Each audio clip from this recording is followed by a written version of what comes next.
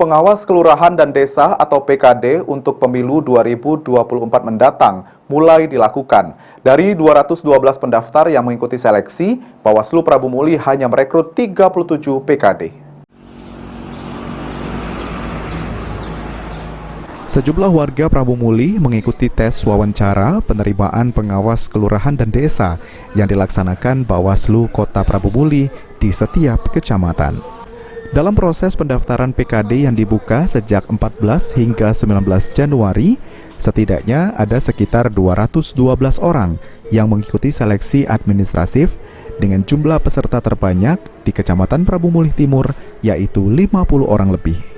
Nantinya para PKD terpilih akan bertugas untuk mengawasi penyelenggaraan pemilu dan pemilihan di kelurahan, desa, sesuai dengan pasal 1 PKPU nomor 8 tahun 2022.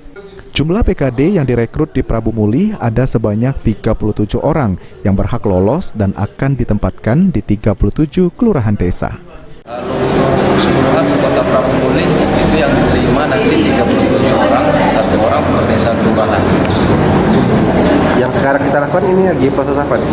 Ya sekarang ini untuk tahapan saat ini masuk tahap wawancara, salah satu tahapan dari seleksi penerimaan PKD yang insya Allah dilaksanakan selama 2 hari, mulai hari ini sampai besok. Berdasarkan aturan, masa kerja pengawas kelurahan dan desa yaitu 18 bulan, dibagi 2 tahap. Yang pertama, pelaksanaan pemilu serentak sampai dengan bulan 2024 dan perpanjangan lagi sampai dengan Desember 2024.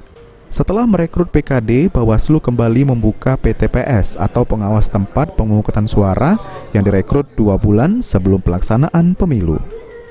Beni Firdaus, PAL TV.